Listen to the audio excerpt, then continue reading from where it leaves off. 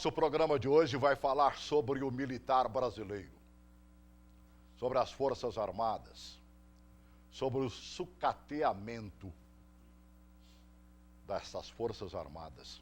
E olha, pior do que o sucateamento de tudo que ela tem, é o sucateamento moral.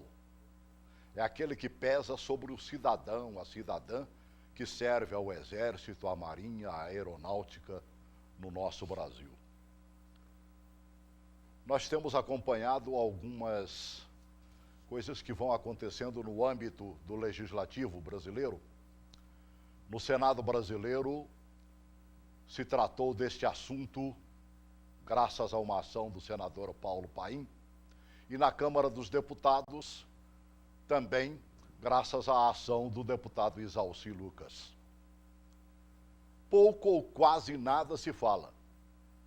A necessidade real de que o militar brasileiro faça parte da vida brasileira. Eu já cheguei a comentar aqui, eu não consigo entender que em determinados momentos, como as enchentes que nós vimos agora no norte do país,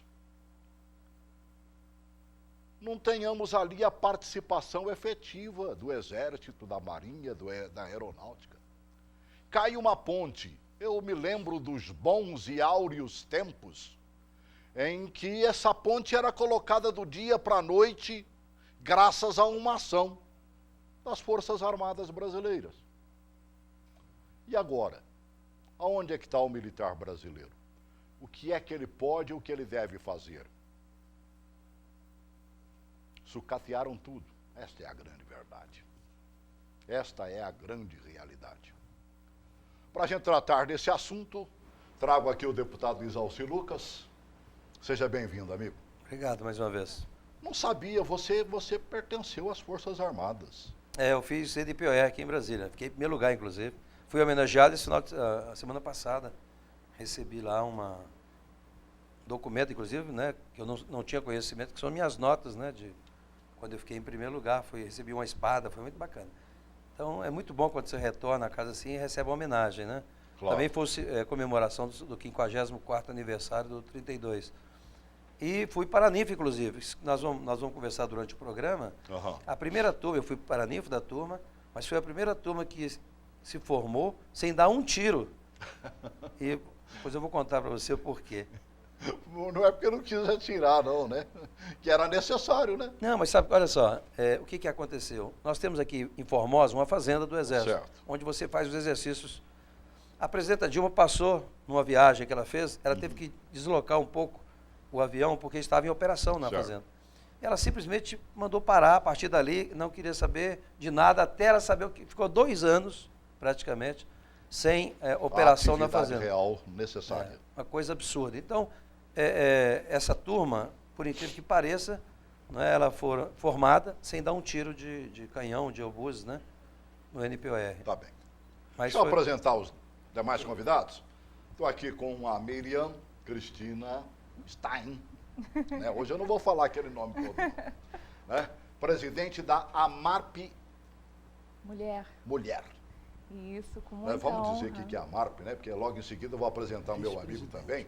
Associação dos Militares da Reserva, Reformados e Pensionistas das Forças Armadas. Né? Hoje em dia é uma preocupação muito grande. Eu, como esposa de militar, eu presencio o que está acontecendo nas Forças Armadas, em especial no Exército. Certo. Eu sou filha de militar também, meu pai é coronel, agora R1, né, aposentado, né, da reserva. Uhum. E o meu marido é capitão do Exército. Então, eu tenho acompanhado uma série de coisas, né, que nos incomodam e que entristece muito a família das Forças Armadas, que ela sempre está presente aí para apoiar o Brasil. Historicamente, as Forças Armadas, ela sempre teve aquele papel de união nacional.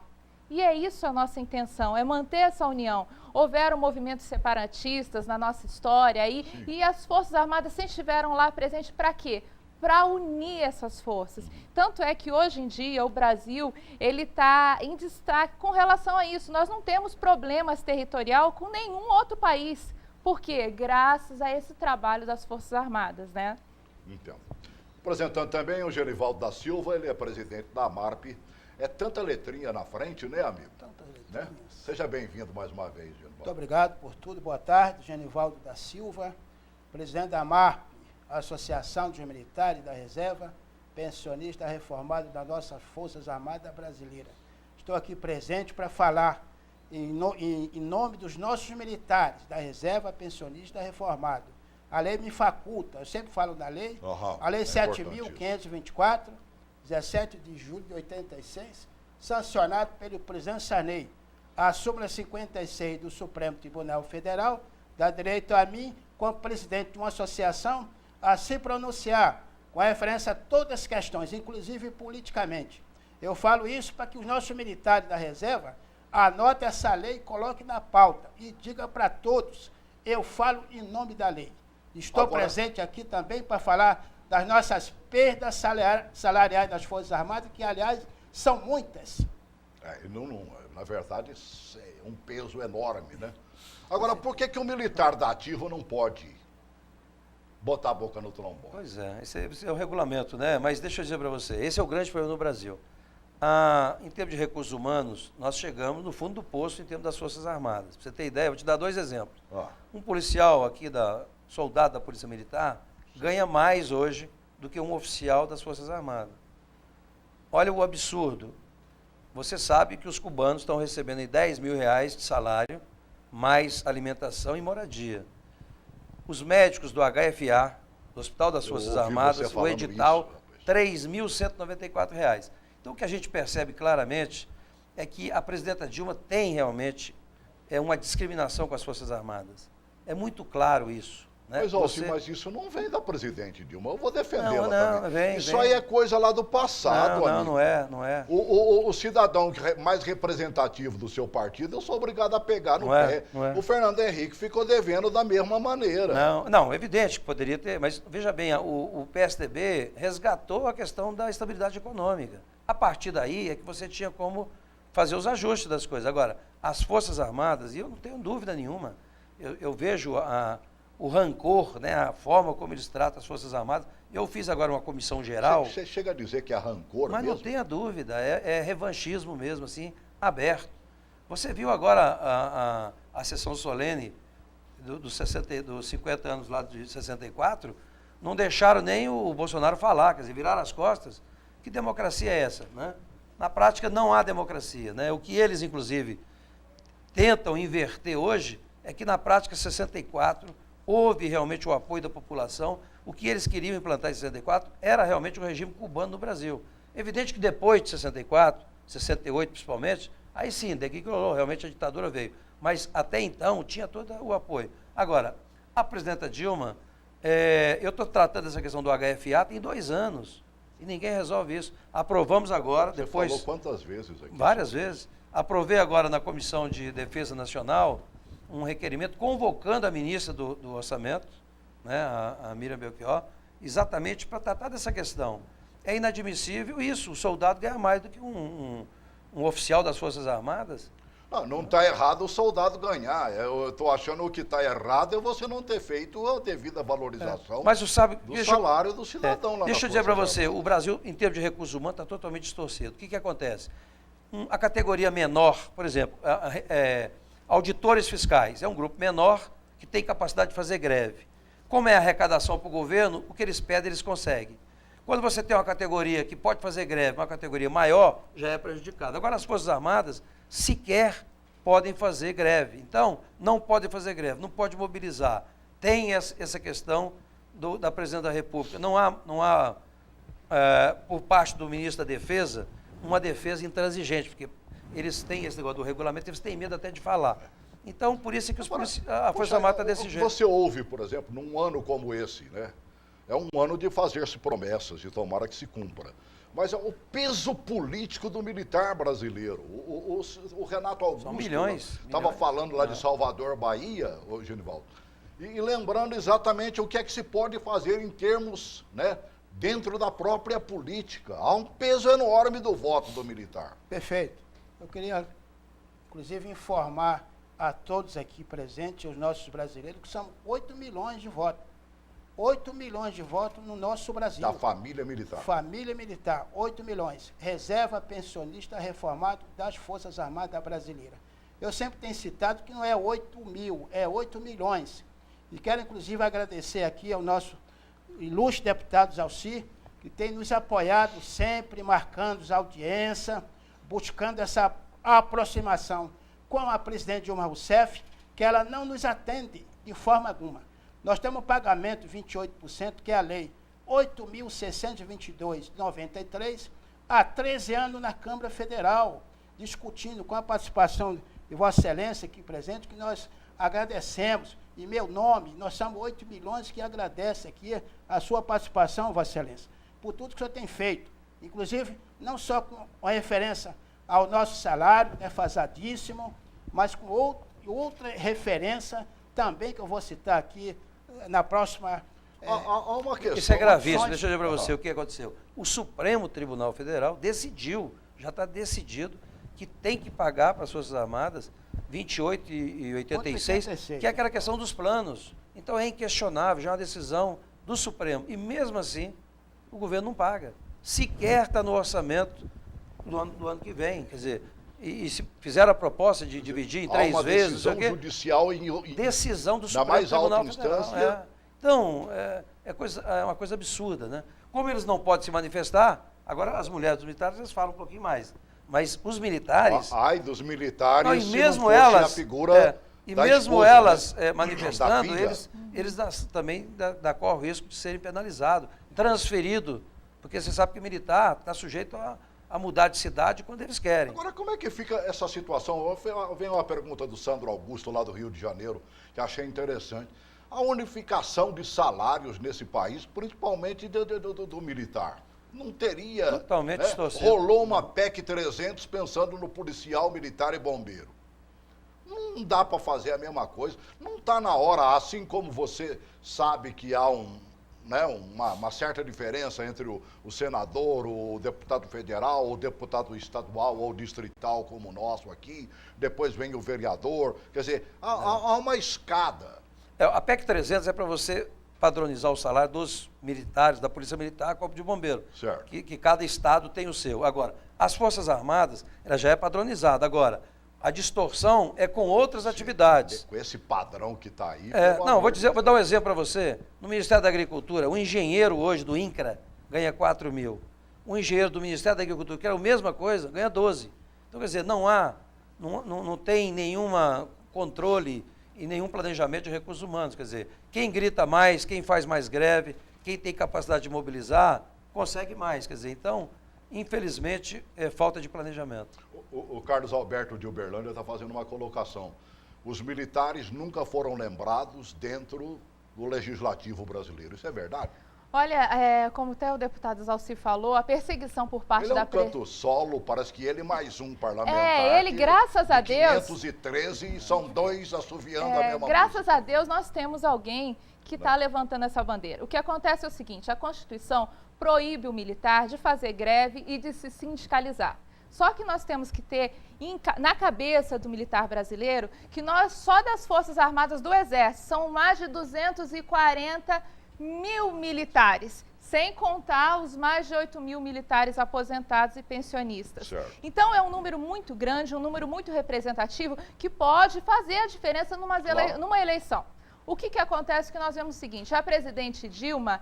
ela nos trata com total indiferença. É constante, é velado, é claro. A família militar está aqui pedindo socorro e pela primeira vez ela foi ouvida, tanto pelo senador Paim como pelo deputado Zalci. E nós seremos eternamente gratos à palavra dele. O que aconteceu? Há anos atrás existia o comandante que era exercido, o comando do Exército, Marinha e Aeronáutica, que era exercido pelos seus respectivos ministros. Aí eles criaram a figura do ministro da Defesa. Então, o que acontece? O ministro da Defesa, ele é uma escolha da presidente Dilma. Atualmente, o nosso ministro da Defesa, às vezes eu tenho a sensação que ele não escuta, que ele não vê e que ele não quer ouvir o clamor da tropa. É isso que acontece. Abaixo do ministro da Defesa, que no caso é um cargo político, nós temos os comandantes das forças. Esses comandantes das forças, ele é escolhido por uma lista composta pelo Estado-Maior, por exemplo. O Estado-Maior do Exército manda 4 nomes, né, para a presidente, e essa presidente da República vai dizer: eu acho que quem deve assumir o comando do Exército é o general Enzo, como certo. está agora. E o general Enzo, ele não tem uma figura política. O que ele tem que defender? Ele tem que defender os interesses dos militares das Forças Armadas. Então, quando acontece o que está cobrando pagamentos 28%, quem teria obrigação, até mesmo moral, era o comandante, o general Enzo, de lá chegar e falar: gente, vamos pagar isso? Isso não é insignificante. Mas será que ele tem força para isso, Isalci? Ele tem força, ele tem a tropa com ele. Mas ele tem o dinheiro para fazer um pagamento desse? Mas ele tem como fazer essa pressão junto ao ministro da Defesa. E não está ocorrendo essa pressão junto ao ministro da Defesa. Olha, Você deixa eu dizer está para você, entendendo? é interessante. Eu tive outro dia conversando com o ministro e ele reclamava que ele não conseguia audiência com a Dilma, com a presidenta Dilma. Aí ele ligou para o Gilberto Carvalho, que é também ministro, e disse assim: poxa, eu não consigo falar com a... Ainda bem que você não consegue, porque eu consigo todo dia e não gostaria de fazer, porque ela é muito difícil. Mas eu quero dizer o seguinte: o que falta realmente é prestigiar um pouco mais. Porque eu vou dizer para você, tudo que tem de dificuldade no Brasil, chama o militar. Tem dengue, chama o exército. Tem uma calamidade, chama o exército. E vou dizer para você hoje. O Rio de Janeiro agora está uma prova mais do que evidente disso. Quem chama né? a Rocinha, chama o exército. Então é o seguinte, tudo que tem dificuldade chama o exército. Agora, o que está acontecendo na prática é que não está tendo realmente a contrapartida. Vários projetos maravilhosos, por exemplo. Nós temos uma fronteira hoje de mais de 8 milhões de quilômetros para ser protegida. E quem faz essa proteção são as Forças Armadas. Nós temos o pré-sal, que quem protege o pré-sal é as Forças Armadas. Eu ia lembrar, quer dizer, agora, não tem que lembrar só com a fronteira com os países vizinhos, tem que lembrar do pré-sal que está aqui na nossa frente. Não, e vou dizer para frente, você, as drogas hoje que estão no país, entram pela fronteira. Então, se a gente reduzisse a entrada das drogas no Brasil, diminuiria muito o custo da saúde, uma série de outros problemas, além dessa crise que está aí das drogas. Então, aí você tem os investimentos, os belos projetos que tem, porque a Marinha tem projeto do submarino, inclusive atômico, você tem o Exército com o CISFRON, que é para controlar a fronteira brasileira, e aí simplesmente contingencia o orçamento, corta o orçamento. O ano passado eles compraram 10 mil carros para o Exército, para as Forças Armadas. Esqueceram que tem que ter combustível, que tem que ter seguro, que tem que ter manutenção e tem que levar esse carro da fábrica para o Estado, né? Claro. Ou para os municípios. E tem que ser um carro devidamente adaptado, né? É uma loucura. Então, eu fico assim, imaginando, o que está faltando nesse país é isso, é um planejamento. Não tem sentido, cada ministério é um governo diferente, aí a remuneração é diferente, tudo é diferente. Então, o que está faltando é um projeto de nação, de Estado, coisa que não tem no Brasil. E os militares, em função da questão, né, de 64, acaba sendo penalizado. Inclusive, gente que nem na época era militar, está sendo penalizado, né? Então, olha, deixa eu dar mais um recadinho ao problema. telespectador. O nosso telefone fixo continua com problema, né? E aí nós estamos nos valendo de mensagens para o 9954-5567. Você que está fora de Brasília, 61 para nós aqui. Salário, amigo. Salário das Forças Armadas Brasileiras. como diz Chicanese. É desse tamanhozinho mesmo? Pequeno, muito pequeno. Hoje um capitão do Exército Brasileiro com 27 anos de serviço, R$9.000. Um subtenente das Forças Armadas Brasileiras hoje, R$4.500. Eu tive a felicidade de falar na comissão parlamentar, ao lado de Vossa Excelência, nosso deputado ilustre aqui, Isalci, que sempre nos deu essa oportunidade. Quero sempre falar o nome dele e parabenizar. O senador da República, muito fácil de agradecer, o senador Paulo Paim. Paulo Paim. Mas com referência a salário, o segundo sargento das Forças Armadas Brasileiras hoje, R$3.000. 3.000, está aqui meu contra-cheque. Gostaria que filmasse, por favor. Enquanto no executivo... Eu gostaria que filmasse meu contra-cheque. Enquanto no executivo as pessoas... R$3.000. Zalci, obrigado. No executivo... 32 anos de serviço, R$3.000 Dá para mostrar, Joãozinho? O salário que recebe um militar das Forças Armadas Brasileiras. Não gostaria de falar da segurança pública, que eu... Aliás, o nosso ilustre deputado agora, falou... antes de você falar, se tem uma coisa que eu estava assistindo, revendo, né? Os encontros que vocês tiveram lá na Câmara, né? No dia 11, você lá, e o Paulo Paim no Senado. E alguém citou sobre 16 centavos. Esse é o valor pago por cada dependente, é o salário família pago. Meu É Deus humilhante, do céu. é humilhante. Está marcado. É no meu- humilhante o militar. É humilhante. Está marcado no meu contra-cheque 16 centavos. 16 centavos, Isalci. Fica mais caro do que 16 botar esse negócio aí. É, e você vê o seguinte, o militar, ele... Não paga tinta. Não paga Não tinta, paga esse tinta. No executivo, a pessoa ela faz um curso de especialização, ela acumula aquele valor. Fez o segundo curso, é acumulativo aquele valor, aquela gratificação. Nas Forças Armadas é o seguinte, você fez um curso, você perde o anterior, nada é cumulativo. Então, nas Forças Armadas, hoje em dia, um contra-cheque do militar, se você olhar o contra-cheque do seu Genivaldo, o senhor vai ver que ele paga o FUSEX. E, além de pagar o FUSEX, se ele fizer qualquer procedimento dentro do hospital das Forças Armadas, ele vai pagar 20%. É que fique claro, eu não estou reclamando do FUSEX, é muito bom, não podemos reclamar, mas não é de graça. A moradia do militar que mora nesses PNRs funcionais, ela também é paga. Então, os militares, ele tem uma série de descontos que às vezes a pessoa, o civil, ele acha que não existe. E outra coisa... Aquela senhora que veio do Rio de Janeiro no encontro Aqui é com o uma Paulo Costa. Paim, ela falava de um salário de R$1.000 e poucos, parece que o esposo dela ganha. É frustrante. E que não pagaria o aluguel no morro. Ela citou uma daquelas... Pois é, e se eu pergunto para o senhor, o que acontece? Agora nós temos no Rio de Janeiro o pessoal subindo o morro. Agora, aquele soldado que ele não teve o preparo de policiamento, porque a função das Forças Armadas não é a função de polícia, ele está subindo o morro para cumprir o que o comandante dele falou. Ele vai subir naquele morro, que muitas das vezes a mãe dele mora lá dentro, ele mora lá dentro. Qual é a situação, qual é a proteção que esse militar, que às vezes ganha, um soldado, um conscrito, que às vezes ganha menos de um salário mínimo, porque tem uma série de descontos, como ele vai conseguir exercer? E exerce. O que eu acho bonito é isso, porque tanto as obras do PAC, 40% das obras do PAC foi finalizada pela ajuda dos militares das Forças Armadas. Mesmo ele ganhando uma miséria, ele vai lá e ele vai cumprir a missão dele direitinho. Mas eu me pergunto, até quando o militar vai estar lá para cumprir? Porque a evasão dos militares está sendo tamanha. Mas viu, isso Celso, já está sendo você. sentido, né? Eu tenho dito... Muita gente está deixando as Forças Armadas para indo para a iniciativa privada. Exatamente. Principalmente, né, porque você tem belas escolas, né? Engenheiros, por exemplo, hoje, no segundo ano de engenharia do ITA, o pessoal já está sendo contratado pelas empresas. Mas deixa eu dizer para você, uma das coisas boas também das Forças Armadas é que o índice de corrupção é zero, praticamente, é mínimo.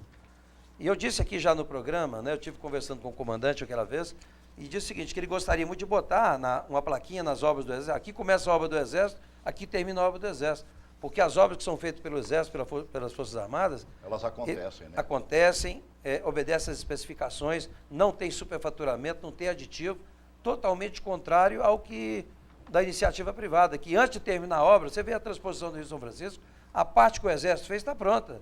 A parte que as empresas fizeram, já tem que fazer de novo. Né?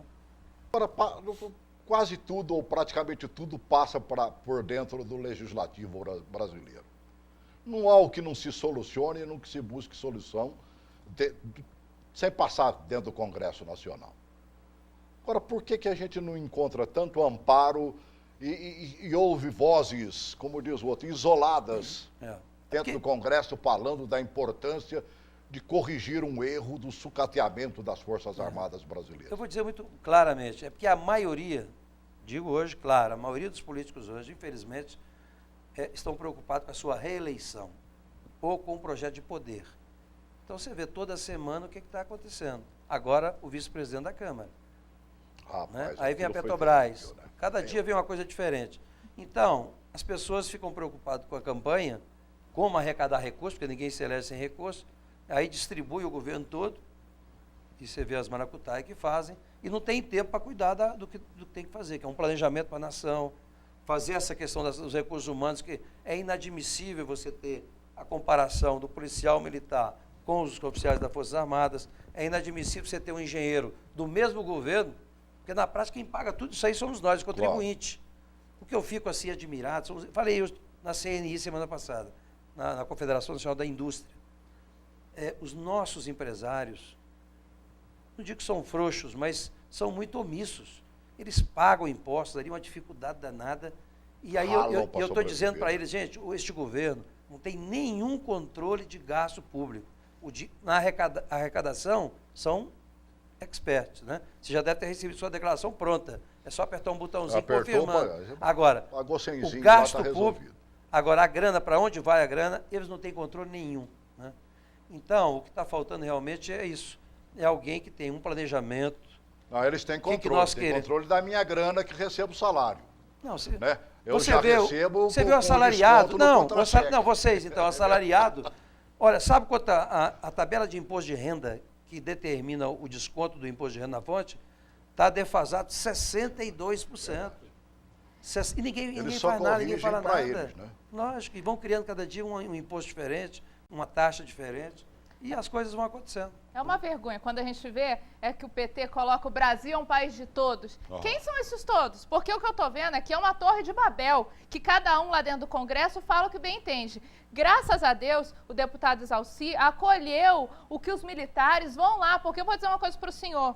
Militares de diversos locais do Brasil se juntam lá para ficar batendo nos gabinetes, às vezes sem o dinheiro para ter o almoço para comer. E sabe como eles são recebidos? Com tapinha nas costas, cafezinho e manda embora. Aí o que acontece? O deputado Exalci, ele nos deu essa atenção. E isso tem que ficar claro na sua memória que está aí do outro lado, verificando isso daí. O que eu vejo agora, por exemplo, uma coisa triste. A AMARP, que o senhor Genivaldo é presidente, é uma associação que luta pelos militares. Há 10 anos lutando. Nós sobrevivemos como? Com a contribuição mensal daquele que pode ajudar. Mas como que o senhor vai exigir a contribuição mensal de alguém que ganha tão pouco? Resultado, semana passada nós fomos despejados. Só se ele cobrar os 16 centavos que ele recebe. Pois é, semana passada a nossa AMARP foi despejada.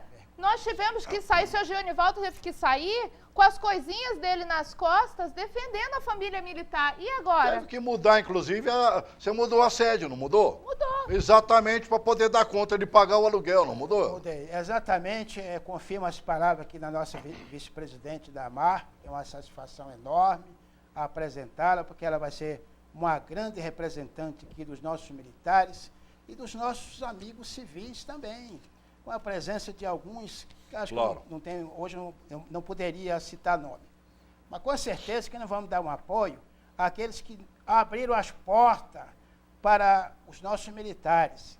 Agora eu posso citar o deputado Exalci e o nosso senador Paulo Paim. Sempre falando do senador Paulo Paim. Eu queria só fazer uma complementação. Nós somos 81 senadores da República, 513 deputados federal. Vou fazer uma pergunta para mim mesmo. Sabe quem nos recebeu?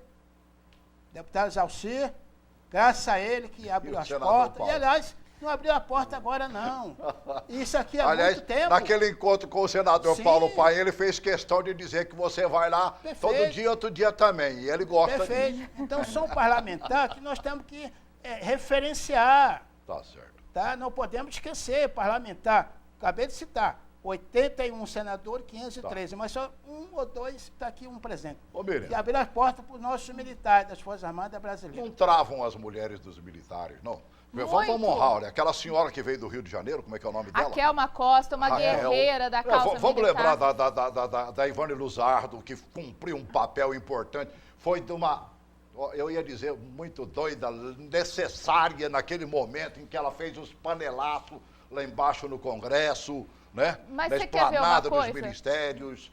E olha, e ai de nós não fosse. Ai de nós, O que acontece hoje? Com aquelas mulheres. Não, todas as mulheres são necessárias no trabalho. O que acontece? Elas, hoje em dia, a Kelma, a Ivone, a Kelma é mulher de militar da reserva. Eu sou a única esposa de militar da ativa. Muitas das vezes eu estou aqui na frente e eu estou com medo do meu marido chegar e ser transferido para um outro lugar. Por quê? Porque eu estou falando às vezes demais. Mas eu acho o seguinte, eu acho que a mudança não depende de um, depende de todos. E por isso eu realmente não vou me calar e eu vou sempre estar aqui lutando pelo que eu acho que é certo. Tudo bem. Aqui você pode vir tantas vezes, porque aqui a gente fala de tudo, inclusive. Para a gente arrematar, Exalci, o Anderson, que trabalha no HFA, né, lembrou que realmente salário de médico por lá anda triste. Não, né? já pediram vários pedidos de demissão. E numa situação da saúde nossa, lá com mais de 70 leitos fechados, 10 UTIs fechadas por falta de médico. Quer dizer, esse é o governo que nós temos. Tá certo. E não falamos de política, vai ter que voltar, mano, velho. Tá. Tá Só bem? marcado. Tem decisão do PSDB, pelo Essa menos semana, isso? essa semana, até quarta-feira.